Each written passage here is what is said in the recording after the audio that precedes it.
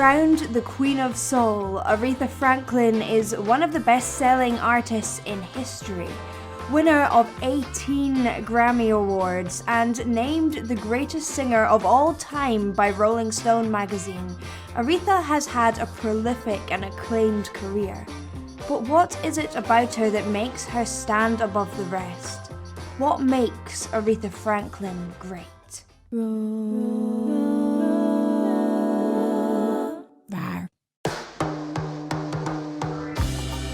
Most people think of Aretha's tone as thick and weighty at the bottom with a piercing and powerful mix, and this was undoubtedly her voice at its peak.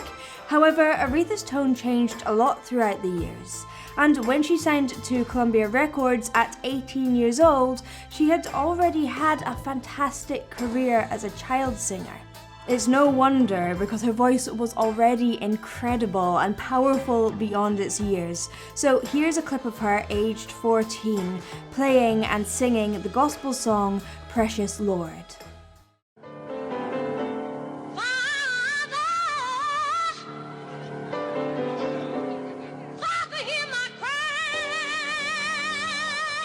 Her father, C.L. Franklin, was a renowned Baptist minister and civil rights activist, known as the man with the $1 million voice. She was also brought up by Mahalia Jackson, one of the most influential vocalists of the 20th century, who was part of developing and popularizing gospel blues music. So, Aretha started singing with Mahalia, and she also started learning piano by ear with the king of gospel himself, Reverend James Cleveland.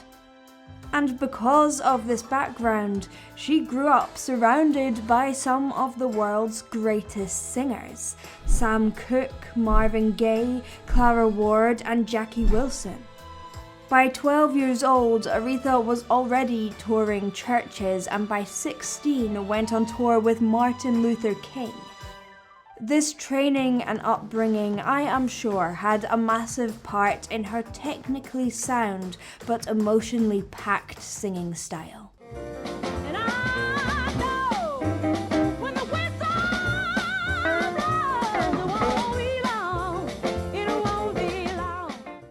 As you can hear, at the start of her commercial career in the early 1960s, Aretha has this balanced, robust, and technically flawless mix with a consistent texture throughout, even on runs.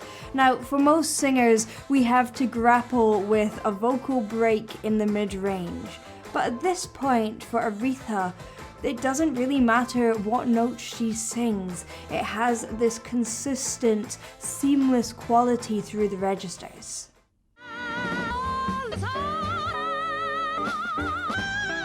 When teaching singing, most people have inconsistencies throughout their range, but you do get the odd person that has that really consistent tone throughout naturally.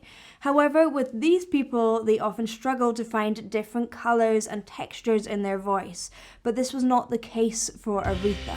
In the late 60s, Aretha moved to Atlantic Records and started producing some massive hits. At this point, she starts to combine more of the gospel nuances from her youth, resulting in an uplifting and powerful sound full of colours and textures. And she still has that wonderfully balanced mix, but she is able to bring it up even higher with more power, warmth, and resonance. And she's really playful in her tone. It's important to point out that Aretha had been smoking since age 13, and if you listen really carefully, you can hear a little raspy edge to her tone. That is the early signs of smoking damage.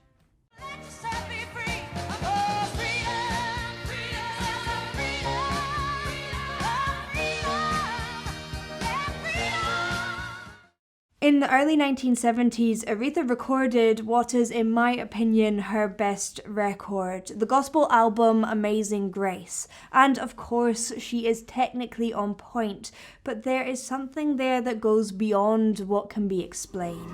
People, we've got to come together,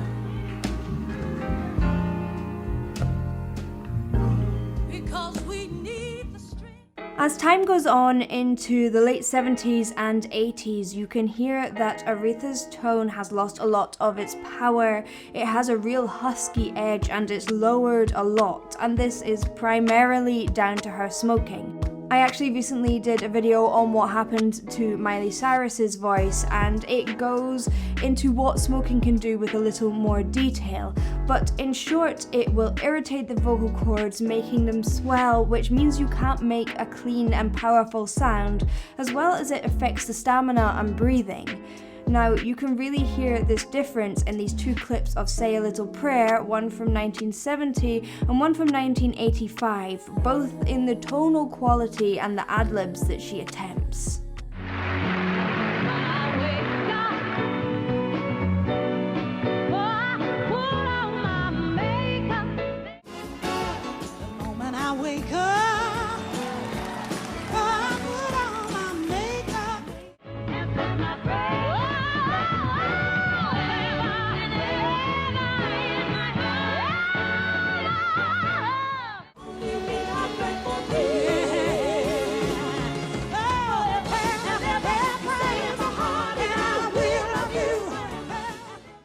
However, this shows more of Aretha's genius.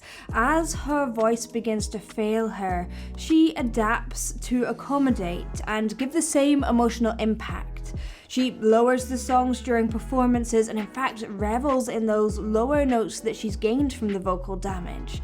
As she loses power, she leans more and more into riffs and runs, making them more and more complex.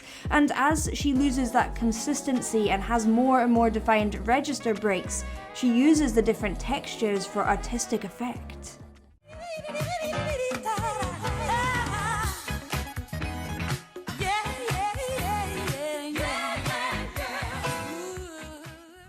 In 1994, she gave up smoking to save her voice, and you can hear how her voice regains some clarity and some of its range. However, it will not have fixed the damage completely, but it will stop the voice being constantly irritated and reduce some of that swelling.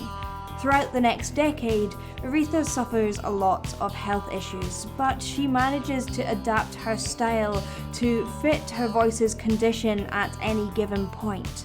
And this is a testament to her musicality and technique. With that in mind, I thought I would finish this section with the time at the 1998 Grammys that Pavarotti was sick, and Aretha said she'd fill in and sing his song. Yes, here is Aretha Franklin singing Nessun Dorma.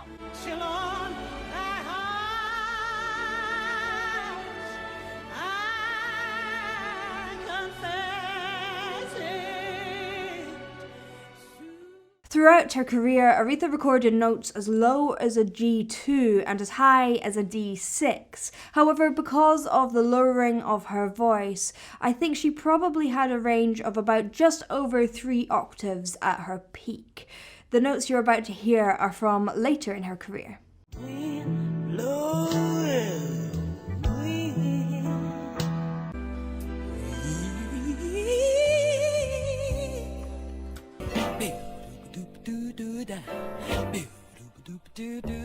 Again, the high notes are primarily from earlier in Aretha's career, when she didn't have any vocal damage. Surprisingly, she doesn't use much head voice, only really for short exclamations of joy.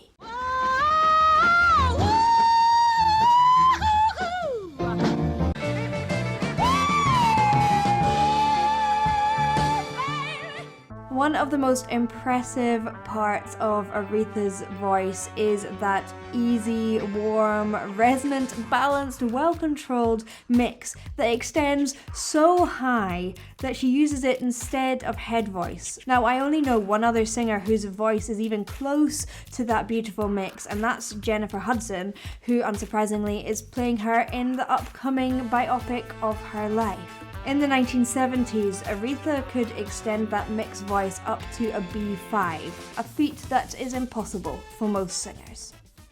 No one could ever tell me I wouldn't hit, that you would have sold me, yeah. Aretha has some interesting techniques on vowel sounds. She often opens up to an ah sound. So on Son of a Preacher Man, you can really hear that. So instead of singing son and along, she sings something more towards sang and along. This means she maintains her warm tone instead of closing and shutting off the sound.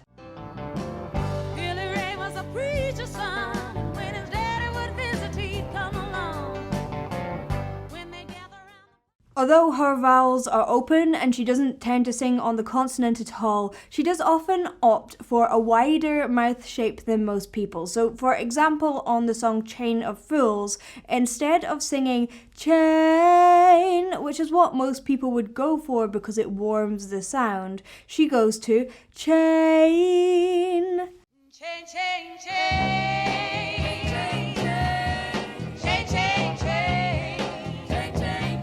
So that wider E sound boosts the higher frequencies, which can sound a little piercing in a voice like mine, especially as you get higher. But as Aretha's voice is so warm and thick and heavy, it really works for her tone and adds a more direct, punchy quality.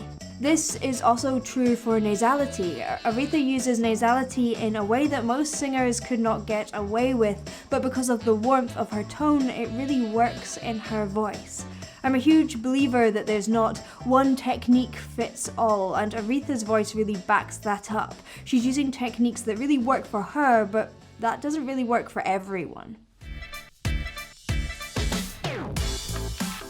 Aretha has fantastic technique on how she attacks notes, and this is one of the factors that would have kept her singing through vocal injury. She doesn't overly push, she has excellent breath support and has a nice relaxed in-breath and out-breath, meaning she has a big, powerful, resonant tone with lots of control. She consistently uses something called a simultaneous onset, which is just a fancy way of saying she starts the breath and the sound at the same time, like this. Ah. This sounds like it should be easy, but when singing these big notes, people often go to things like a glottal onset, which is this sound. Ah, with that little pop at the start. Or a breathy onset. Ah. Now, although in small amounts these are great to use, they can be pretty harsh if used too much. To demonstrate how she managed to keep her voice going, let's listen to that iconic performance from 2015 where she performs for the Obamas at 73 years old.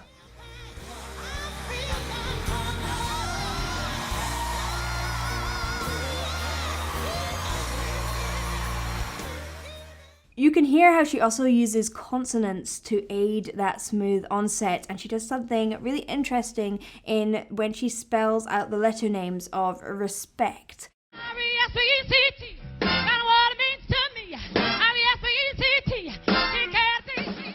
So we don't say the sounds of the letters when we're spelling them out. We don't say we say R. A-R. So that means that she actually has to start on a vowel. She starts that with that beautiful simultaneous onset and takes off the sound completely and moves it along to the next one to make it a little bit smoother. So you get R-E, R-E.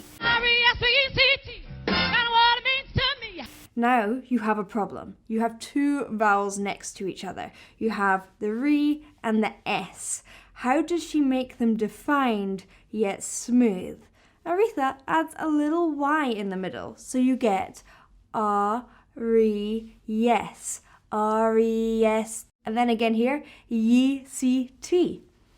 It's very, very subtle, so have a listen, don't overdo it when you're singing it, but it's a really interesting thing to add in. R-E-S-E-C-T, kind of what it means to me, R-E-S-E-C-T,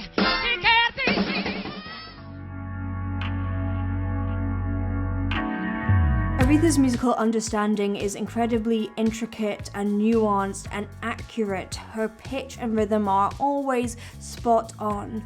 Her power defines her voice, and it shows us that pushing or squeezing or pushing out more breath doesn't create a bigger sound. Her breath was relaxed and easy for the most part, contributing to the resonant sound of her voice. So instead of pushing, she is shaping her vocal tract to create that resonant sound. And partially this could be just down to her vocal makeup and the size and shape of her pharynx and mouth. However, we can all adapt those, and we all have to create consistency throughout our range.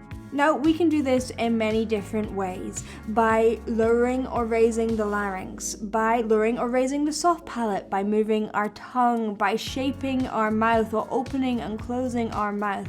And each of these different elements have a relative tonal change or stability change in any person's voice. Aretha had control of all of these elements and used it to shape the most expressive sound possible.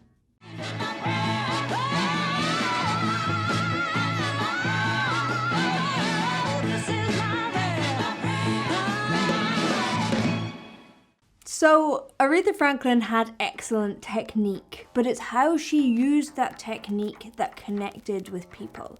If her mentor Mahalia Jackson helped develop gospel music, it was Aretha that brought those gospel nuances to a broader secular audience, combining them with genres like disco, blues, soul, and rock. So let's have a look at what those gospel techniques are and how she used them to create her own unique sound.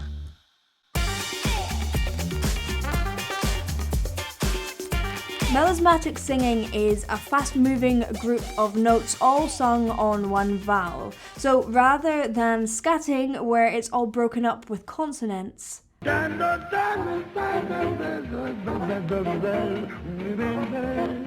it's all on the vowel sound.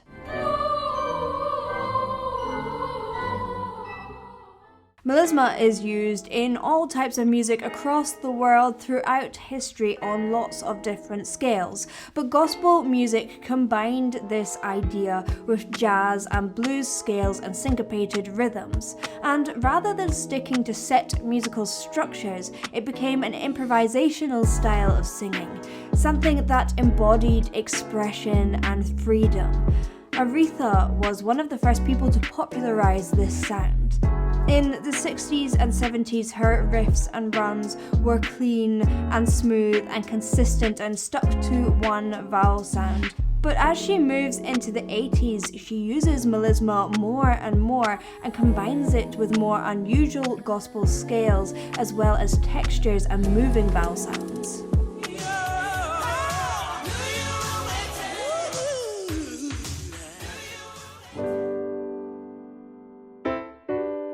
Aretha was also a fantastic piano player, an instrument that played a central role along with the Hammond organ in the sound of gospel music. She learned by ear with Reverend James Cleveland, and here he is backing her on piano in her gospel album Amazing Grace. Rather than relying on a band, Aretha sat behind the piano for her whole career. This meant that she could push and pull the tempo, play with dynamics, and do whatever she wanted to complement her vocal performance. For her, music wasn't just about the vocals, it was about the entirety of the sound. It's all right with me.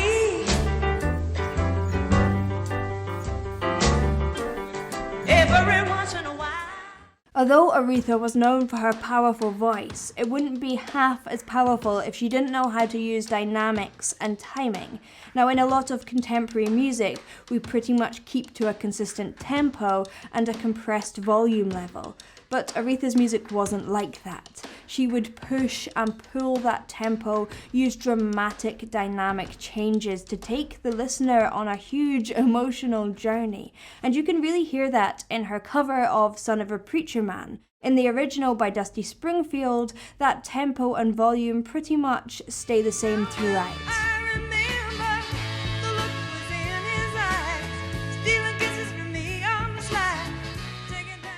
Aretha brings that final pre-chorus down in tempo and down in volume, and this not only echoes the backing that gospel musicians would give to preachers in church, but it makes a dynamic valley that builds into the final chorus.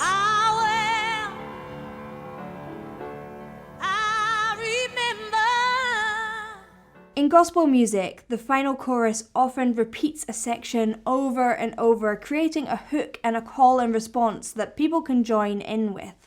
This is often called the vamp or the special chorus, and it's also something that preachers do in sermons as well.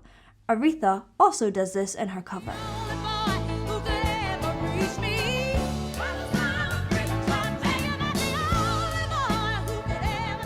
Aretha's songs and voice have become so woven into culture that it's impossible to imagine our world without it.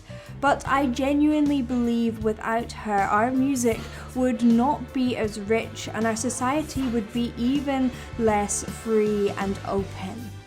I've talked through some of the techniques that she used, but when you hear Aretha sing, her voice uplifts and empowers in a way that transcends anything you can explain. Unsurprisingly, her music has become an anthem for civil rights and feminism, and nothing embodies that more thoroughly than her song Respect. The original version of Respect was written and performed by Otis Redding. It tells the story of a man demanding respect when he gets home from work.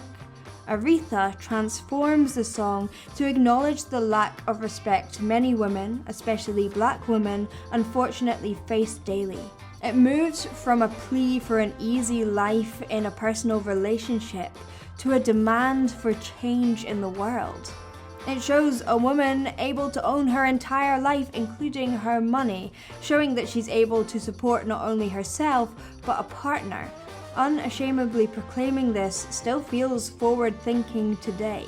Franklin wrote in her autobiography, "So many people identified with and related to respect. It was the need of a nation. The average man and woman in the street, the businessman, the mother, the fireman, the teacher, everyone wanted respect.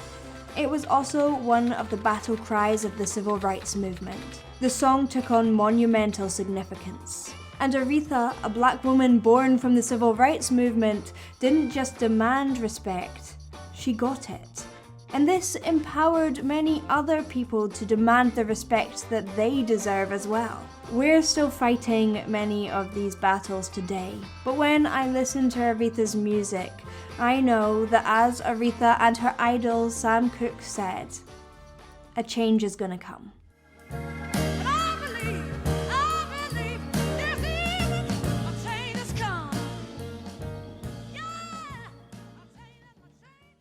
Thank you for watching. I hope you enjoyed. If you did, please do like and subscribe. This one is big thanks to the patrons. If it wasn't for the patrons, these videos, especially these in-depth ones, wouldn't be happening. So big thank you to you guys. And if you would like to check out my Patreon, please do. It's patreon.com/BethRoars. But for the meantime, see you in the next one. Bye.